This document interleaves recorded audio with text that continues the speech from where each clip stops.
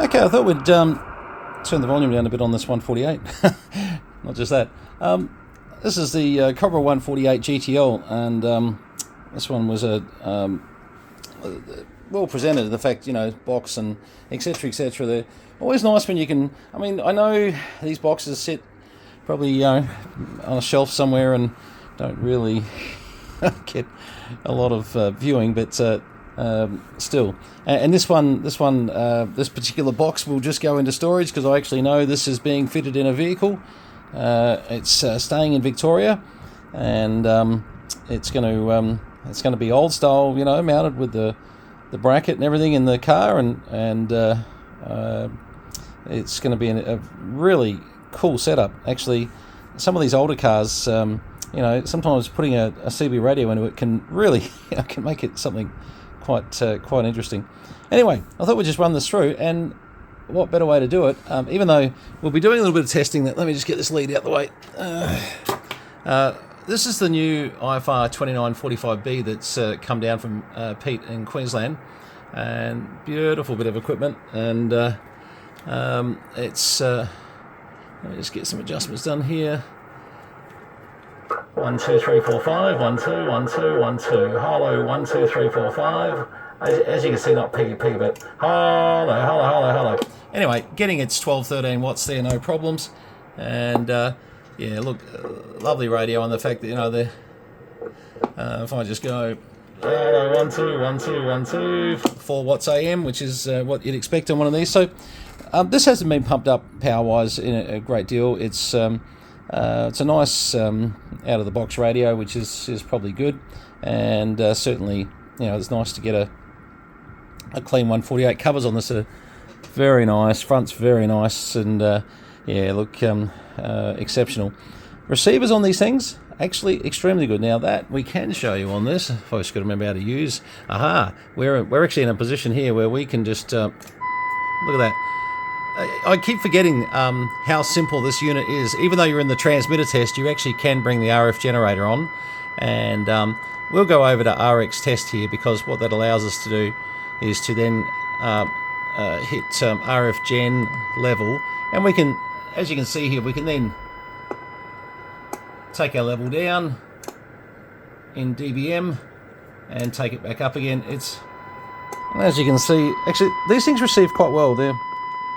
But as you can see, as I graduate the scale of the IFR2945B, now what I'll do, I'll go to sideband there, and we'll just be able to pick up that tone a little bit better. And we'll just turn the volume up just a little bit. Getting down to minus 108, we're still hearing it noise free. 115, we're probably... Yeah, we're still hearing that at 115. Still hearing it. Just starting to fade at minus 120 dBm. Not bad at all. Where do I lose it? Okay, into the noise at around 131 dBm, minus 131, which, look, that's more than incredible. So good receivers on these things, but very nice way to control this, and we can turn that down a bit. Anyway, yeah, look, lovely little radio. They're one to certainly consider. We've had a few of these, as you all know, and some of these came from New Zealand, some came from the US, and some came from Ross at Strictly Ham. Probably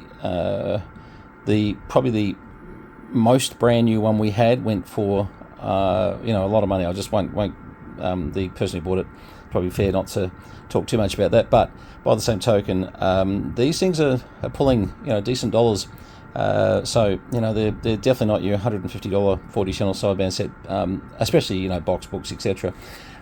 This one comes with the high gear. Now these were a sort of bit of a Cobra knockoff mic. As you can see, they've done the Cobra symbol on there, bit of a Cobra super snake look, and look, they did need a mod, these mics, to put them on. They didn't just, you didn't just buy them in and they worked, which was interesting, because it sort of made you wonder about just what the background was. But they turn out they're a very, very nice mic. They really do. 1, 2, 3, 4, 5. 1, 2, 1, 2, 1, 2, 1, 2.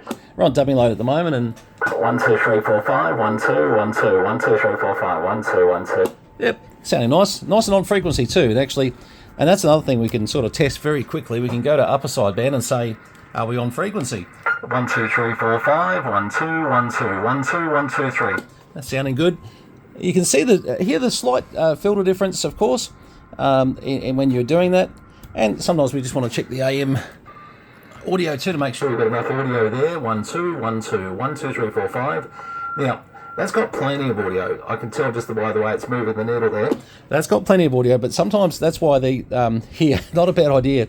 AM, may find you sort of dropping that back a bit, but sideband, no, you'll leave it up. But they definitely had a lot of drive. Let's just go turn that RF generator. Sorry, go back there, and I can just go off. Perfect. But yeah. But look, we'll go into the IFR2945B a bit more in time. 1, 2, 1, 2, 1, 2, 1, 2. The 20. I will say this: the 2945B is more a VHF UHF. Don't get me wrong; you can do lots of HF stuff on it. Resolving sideband, you need the directional coupler, which actually plugs into this little fella here. I don't have one yet. I'm going to get one. I don't know where, don't know how. I'm going to get one. Anyway, but certainly my beloved, I've got to say, going to a good friend, but my beloved. We're just trying to find the right boxer at the moment, but 2001 has gone to somebody that, look, someone who deserves it because he's a good guy, and I'll tell you what, for simple use, they are brilliant. I'm going to miss it because I just do. I just love it. Got to give up the things you love sometimes, but. And it wasn't about the money. It was just, as you can see, space is becoming an issue as I'm starting to set up all the parts shelves and bits over here. And we've got an IFR 500 over there, and there's a 1200S sitting here.